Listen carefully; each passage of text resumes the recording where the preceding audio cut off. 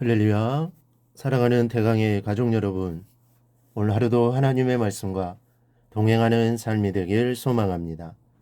오늘 함께 나눌 하나님의 말씀은 마태복음 19장 27절에서 30절 말씀입니다. 이에 베드로가 대답하여 이르되 보소서, 우리가 모든 것을 버리고 주를 따라 싸운데 그런즉 우리가 무엇을 얻으리이까? 예수께서 이르시되 내가 진실로 너희에게 이르노니 세상이 새롭게 되어 인자가 자기 영광의 보좌에 앉을 때에 나를 따르는 너희도 12보좌에 앉아 이스라엘 12지파를 심판하리라. 또 내 이름을 위하여 집이나 형제나 자매나 부모나 자식이나 전토를 벌인 자마다 여러 배를 받고 또 영생을 상속하리라. 그러나 먼저 된 자로서 나중되고 나중된 자로서 먼저 될 자가 많으니라. 아멘. 우리가 무언가를 위해 그 외의 모든 것을 버린다는 것은 쉽지 않은 일입니다. 이 젊은이들이 사랑에 빠지면 상대방을 위해서라면 무엇이든지 버릴 수 있다고 말하긴 하지만 사실은 그것도 엄밀히 말하면 거짓에 가깝습니다. 입으로는 그렇게 사랑한다고 말하면서도 자존심 하나 버리지 못해 다투는 모습은 모든 것을 버릴 수 있는 사랑이 쉽지 않다는 것을 보여줍니다. 그러니까 난 내가 좋아하는 일이라면 뭐든지 할 수 있다라는 말은 영화에서나 가능한 말일 것입니다. 그런 면에서 예수님의 제자들을 보면 대단한 구석이 있습니다. 아직 신한 내면의 모습이 주님께서 기대하시는 것만큼 흡족한 모습은 아닐지라도 또 여러 가지 면에서 주님의 제자로서의 부족한 면들을 가지고 있지만 제자로 부르심을 받았을 때 그들은 말 그대로 다 버리고 주님을 따랐다는 점은 과소평가되어서는 안 될 것입니다. 실제적으로 제자들은 자신이 의지하고 붙잡고 있던 것들을 다 버렸습니다. 그들의 가장 큰 재산이었던 배와 직업과 가족을 버렸습니다. 그리고 예수님을 따라 사람을 낚는 어부의 길로 들어섰습니다. 오늘 베드로의 말 그대로입니다. 보소서, 우리가 모든 것을 버리고 주를 따라 싸운데 그런즉 우리가 무엇을 얻으리이까? 이 말대로 베드로는 자신의 모든 것을 버리고 예수님을 쫓았습니다.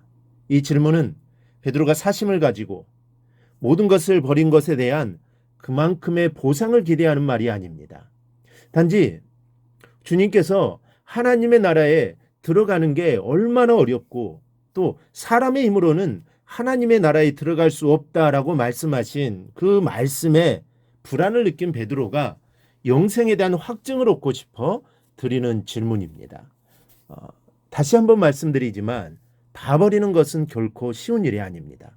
이건 대단히 어려운 일입니다. 그러나 주님을 따르는 길엔 다 버리는 것이 요구됩니다. 물론 제자들처럼 집을 떠나야 하는 것은 아닙니다. 가족을 버려야 하는 것도 아니고 직장을 그만두어야 하는 것도 아닙니다. 주님께서는 그런 요구를 절대로 하지 않으십니다. 다만 최우선의 자리엔 언제나 주님이 계셔야 한다는 것입니다. 언제라도 주님께서 하시는 말씀에 귀 기울일 수 있는 가까운 거리에서 마음을 두고 주님을 쫓아야 한다는 것입니다.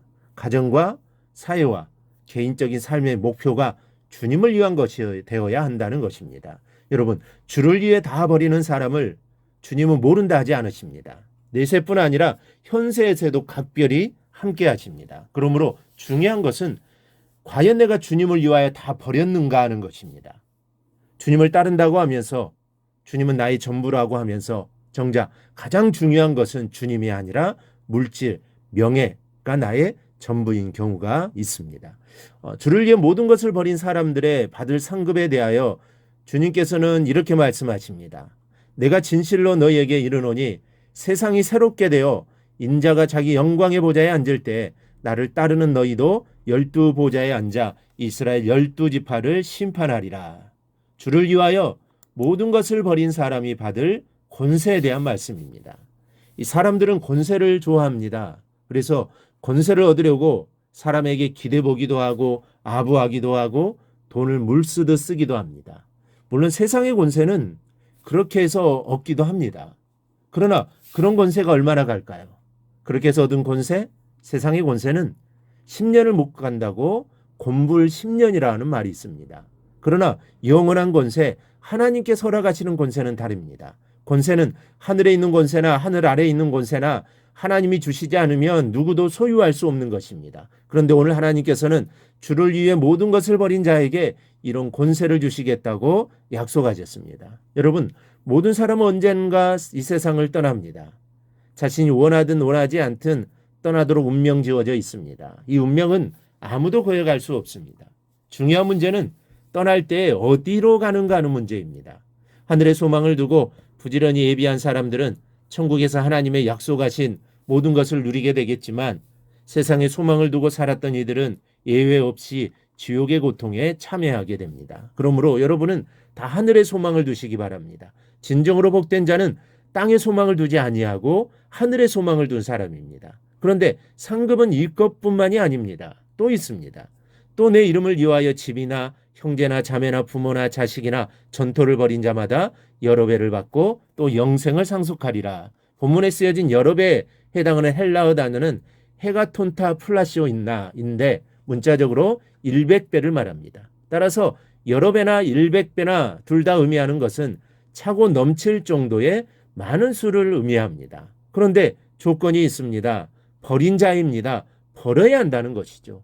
여기에는 인종이나 피부 색깔, 남녀와 노소, 빈부와 귀천의 차별이 없습니다. 주를 위해 모든 것을 포기한 사람이라면 누구에게나 돌아가는 것이 하나님께서 주시는 상급입니다. 믿음으로 살아가는 신앙에게는 삶에서 때로는 많게, 때로는 적게 여러 가지 손해의 굴곡이 있을 수 있습니다.